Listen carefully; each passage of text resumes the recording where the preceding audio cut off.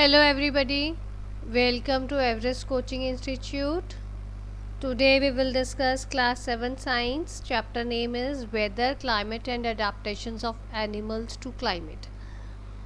बेटा ये वो चैप्टर है आपका 7th चैप्टर है एनसीईआरटी का। इसमें भी हम देखेंगे कि वेदर क्लाइमेट क्या होता है और कैसे एनिमल्स अपने आप को क्लाइमेट के अकॉर्डिंगली कैसे अडाप्ट करते हैं उन चीज़ में, अगर कैसे वो पोलर रीजन्स में ठंड में गर्मी में अपने आप को रहने के लिए कैसे अडाप्ट करते हैं, वो सब चीज़ें हम इस चैप्टर में डिस्कस करेंगे। ठीक है, चलो फिर शुरू करते हैं। नाउ सबसे पहले वेदर।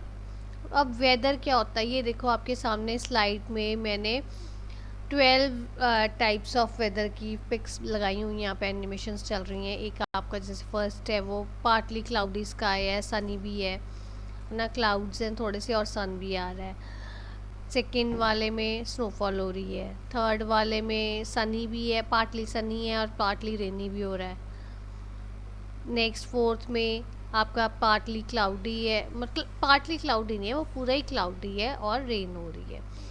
ऐसे ही आपके आगे अलग अलग है। क्लियर स्काई भी है, क्लाउडी स्काई भी है, कहीं पे बिल्कुल सन पूरा है, कहीं पे लाइटनिंग हो रही है, कहीं पे रेनफॉल और स्नोफॉल दोनों हो रहे हैं। ठीक है, तो ये डिफरेंट डिफरेंट टाइप्स के वेदर जो हम नॉर्मली देखते हैं वो सारी कंडीशंस हैं। तो अब हम डिस्कस से पहले कि वेदर अब होती क्या है। ये तो मैंने आपको एनिमेशन से समझाया कि इस तरह की वेदर क्लाइमेट कंडीशन वेदरिक कंडीशन नॉर्मली होती हैं। अब आप पूछोगे, आपके दिमाग में ये चीज़ आएगी कि वेदर होता क्या है। Weather refers to the changes that take place in the atmosphere at any instant of time. Weather वो चीज़ होती है जो कहीं कभी भी एटमॉस्फेयर जो है हमारा एटमॉस्फेयर में किसी भी टाइम पे कुछ भी हो जाता है, चेंज आ जाती है। एकदम से आप देखोगे बारिश होने लगी, या एकदम से आप देखोगे अभी तेज़ धूप थी, फिर एकदम से बादल आ गए, एकदम से हवा चलने लग गई, या बारिश शुरू हो गई। अलग अलग चेंजेस जो आप टाइम एकदम से with in fraction of second जो आपकी चेंज हो जाती है उसको हम वेदर कहते हैं। एटमॉस्फेयर में हमारी चेंजेस हो रही हैं। The changes take place with respect to the temperature, humidity, rainfall, wind speed, etc. वही जो मैंने अभी आपको चीज़ बोले, टेम्परेचर आपका कैसे टेम्परेचर रिलेटेड चेंजेस हो सकती हैं, ह्यूमिडिटी हो सकती है, रेनफॉल हो सकती है, विंड स्पीड हो सकती है। यही सारी मैंने आपको चीज़ें बताई हैं, किसी के रिलेटेड भी चेंजेस हो सकती हैं। और जो आपको देखो, अब आप मुझे बोलोगे कि मैम हमें कैसे पता चलता है टेम्परेचर क्या है, कौन हमें बताता है टेम्परेचर के बारे में। कोई तो डिटेल में स्टडी करता होगा ना वेदर के बारे में, और जो हमारे को बताता है, हम जैसे न्यूज़पेपर में भी देखते हैं या हम टीवी पे देखते हैं, या आजकल ये आपकी सोशल मीडिया डिवाइसेस बहुत सारी आ गई हैं, गैजेट्स बहुत ज़्यादा आ गए हैं। आप डेस्कटॉप पे देखते हो, लैपटॉप पे देखते हो, या आप इस पे देखते हो, मोबाइल स्मार्टफोन्स पे देखते हो।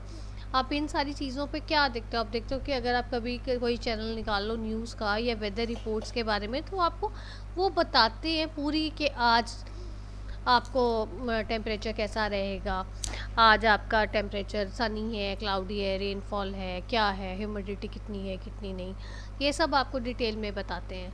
या आपको 1 वीक बाद में, मान लो आपने वेकेशंस के लिए जाना है कहीं, तो आपने 1 मंथ बाद में आपने कहीं की टिकट्स रिजर्वेशन करवाई है, तो वहाँ की आप सोशल मीडिया से आराम से आप वहाँ के टेम्परेचर का वेदर की रिपोर्ट आप ले सकते हो एडवांस में। तो आपके दिमाग में ये चीज़ आएगी, वो कौन बंदा है, कौन वो पर्सन है जो हमारे को ये सारी डिटेल्स देता है।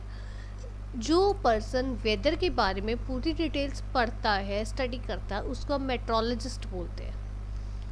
उसको हम क्या बोलते हैं बेटा? मेट्रोलॉजिस्ट। और मेट्रोलॉजिकल डिपार्टमेंट एक ऐसा होता है जो वेदर के ऊपर पूरी डिटेल रिपोर्ट बना के रखता है और आपको पूरी प्रोवाइड करता है। ठीक है, तो ये मेट्रोलॉजिस्ट का काम है जो हमें बताते हैं कि आज का वेदर आपका कैसा रहेगा कैसा नहीं।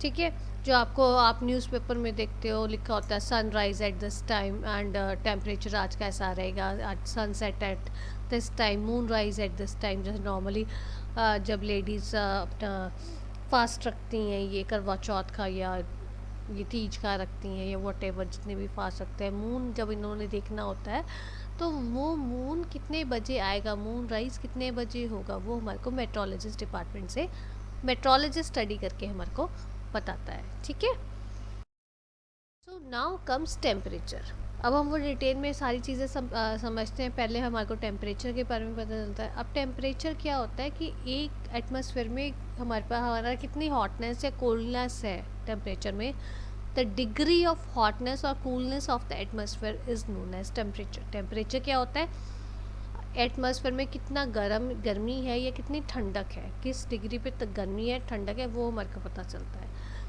अगर रिकॉल करो बेटे, आपने टेम्परेचर का चैप्टर पढ़ा था फोर्थ, अभी 7th क्लास में, उसमें आपने टेम्परेचर के बारे में हमने एक देखा भी था कि एयर का टेम्परेचर हमारा अलग तरीके से पता चलता है, या हमारे को कैसे बॉडी का टेम्परेचर कम है ज़्यादा है पता चलता है, तो वो चीज़ है। अब हमने इसमें एटमॉस्फेयर का टेम्परेचर देखना है। अब जो ये एटमॉस्फेयर का टेम्परेचर है, कितना हॉट है या कितना कूल है, वो कहाँ से होता है, किसके एक्शन के कारण होता है, वो एयर, वाटर और लैंड सबके कंबाइंड वर्किंग, सबके कंबाइंड एक्शन से इनका टेम्परेचर हमें पता चलता है। अब आप मुझे बोलोगे कि मैम कैसे एयर, वाटर एंड लैंड कैसे तीनों इकट्ठे उनके कॉम्बिनेशन से पता चलता है हमारे को। अब देखो बेटा, आपने land breeze and sea breeze आपने 6th क्लास में पढ़ी हुई है ना आपने, land breeze and sea breeze. Sea breeze में क्या होता है, सी ब्रीज डे में होती है आपकी वाटर, सी की ठंडी हवा आपकी जाती है लैंड की गर्म हवा में। लैंड क्योंकि ठंडा होता है, गर्म होता है ना, और सी ठंडा होता है, सी ठंडी हवा गर्मी में जाती है और फिर वहाँ जाके टेम्परेचर वहाँ का गर्म होता है। ऐसे ही रात को आपकी लैंड ब्रीज होती है, ठंडी हवा लैंड से सी पे जाती है और वहाँ पे का टेम्परेचर चेंज होते हैं। तो उसके कारण क्या होता है, हवा जो है उसके अकॉर्डिंगली ठंडी या गर्म हवा ऊपर जाती है, एटमॉस्फेयर में जाती है। तो उस हिसाब से लैंड, वाटर एंड एयर वो सारे इकट्ठे कंबाइन एक्शन करते हैं और हमारे को पता चलता है कि टेम्परेचर कैसा है। अब नेक्स्ट कौन सी चीज़ है जो डिपेंड करता है टेम्परेचर का। एक तो temperature also varies by the time of day and the season. Now how the time of day. अब देखो दिन में अगर आप देखो 12 बजे, 12 और 1 और 2 इन द नून, दोपहर को आप देखो, अगर वो गर्मी है तब भी, समर सीज़न है तब भी, विंटर सीज़न है तब भी टेम्परेचर आपका हाई होता है, गर्मी ज़्यादा होती है। यही आप रात को 11, 12 और 1, 2 इस टाइम आप मिड नाइट में देखो, उस टाइम टेम्परेचर ठंडा होता है। सो इट डिपेंड्स, डे है या नाइट है, what ever may be the season, जौन सा मर्जी सीज़न हो, दिन में टेम्परेचर हॉट होगा और रात में टेम्परेचर कूल होगा। और अगर सीज़न है, अगर सीज़न के ऊपर जैसे समर्स है तो दिन में तो बहुत ज़्यादा गर्मी होगी, 11, 12, 1, 2 वॉट एवर, और यही आप रात को 11, 12, 1, 2 टेम्परेचर थोड़ा कम होगा। अब विंटर्स में भी बेटा देखो, डे में 11, 12, 1, 2 इस टाइम में दिन में भी ठंडा होता है, पर कंपैरेटिवली पूरे दिन और रात को अगर आप वो करो, कंपेयर करो, तो थोड़ा सा वार्म आपको लगेगा डे का टेम्परेचर, क्योंकि जिस टाइम सन होता है और जिस टाइम रात होती है उस टाइम आपको टेम्परेचर थोड़ा नहीं, सर्दियों में तो बहुत ज़्यादा ठंडा लगेगा। ठीक है, सेम थिंग आगे है, temperature is high in summers and low in winters. Obviously temperature summers में गर्मी ज़्यादा होती है तो टेम्परेचर हाई होगा, और विंटर्स में टेम्परेचर लो होगा, हमारा ठंड होती है ज़्यादा। ठीक है, सो ये कैसे आपका टेम्परेचर का मैंने पूरा आपको डिटेल में बताया, टेम्परेचर एटमॉस्फेयर में कैसे इफेक्ट करता है। आगे चलते हैं, आगे हम देखते हैं एटमॉस्फेरिक प्रेशर। एटमॉस्फेरिक प्रेशर के ऊपर जो है फोर्स है, फोर्स वो क्या होता है, basically it is the force exerted by the weight of air on the earth surface. आपने छोटी क्लास में पढ़ा हुआ है, एयर, वाटर, सॉलिड सब्सटेंस, हर चीज़ का अपना वेट होता है। एयर जो है, एयर का भी अपना वेट है। तो जो एयर का वेट है, एयर जो फोर्स अपनी धरती के ऊपर लगा रही है, उसको हम कहते हैं एटमॉस्फेरिक प्रेशर। अब आप बोलोगे कि मैम एयर में वेट होता है, ये हम कैसे, आप हमें समझ नहीं आया। सो देखो, इसके लिए मैंने आपको आपके लिए राइट साइड पे देखो, ऊपर ये अर्थ के मॉडल के ऊपर ये वाली ऊपर देखो, तो मैंने एक पिक लगाई हुई है। ये आप लोगों ने सारे बच्चों के पास टॉय गन होगी या अभी होगी या आप पहले चलाते होगे, उसके आगे ऐसे आजकल आते हैं। जब आप वो टॉय गन चलाते हो तो ये आप देखो, जब चलाते हो छोड़ते हो इसको तो ये वाली चीज़ दीवार पे फिक्स हो जाती है, फिर आप थोड़ा सा जोर लगाओगे फिर वो निकलती है। ऐसे होता है ना। इस चीज़ को अगर आप ध्यान से देखो तो ये वाली चीज़ इस साइड विजिबल नहीं है, अगर आप देखोगे तो अंदर से ये चीज़ हॉलो होती है, थोड़ी सी कर्व होती है, थोड़ी सी हॉलो होती है।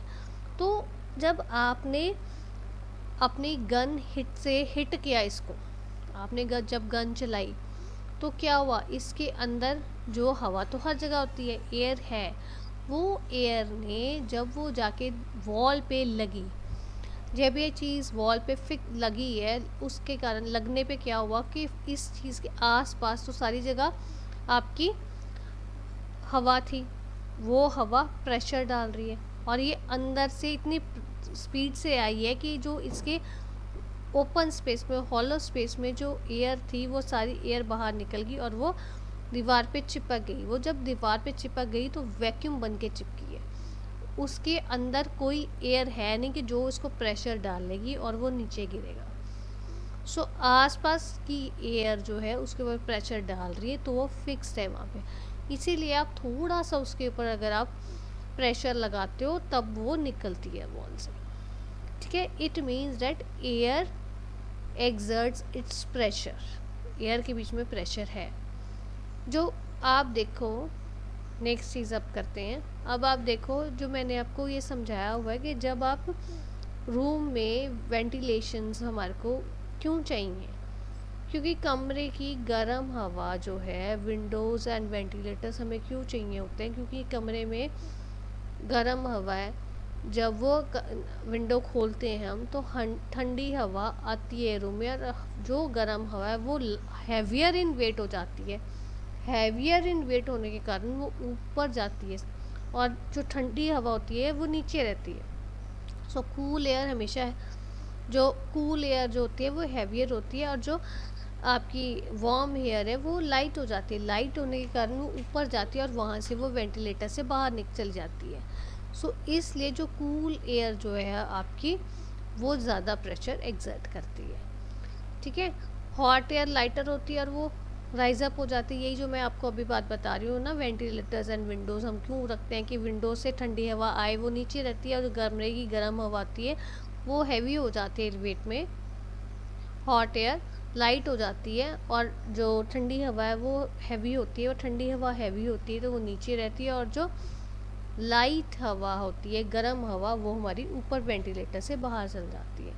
तो जो आपकी ठंडी चीज़, जो आपकी लाइट वेट होती है, वेट में कम होती है हैवी, वो हमेशा ऊपर रहती है, और जो वेट में जो हैवी होती है वो हमेशा चीज़ नीचे रहती है। ठीक है, सो ये था डिटेलिंग आपकी एटमॉस्फेरिक प्रेशर की। So this is all about today's video. If you find any difficulty, you are most welcome to give your feedback in comment box, and if you like this video, do like it, share it with friends, and subscribe to our channel to us to get the latest updates. Thanks for watching.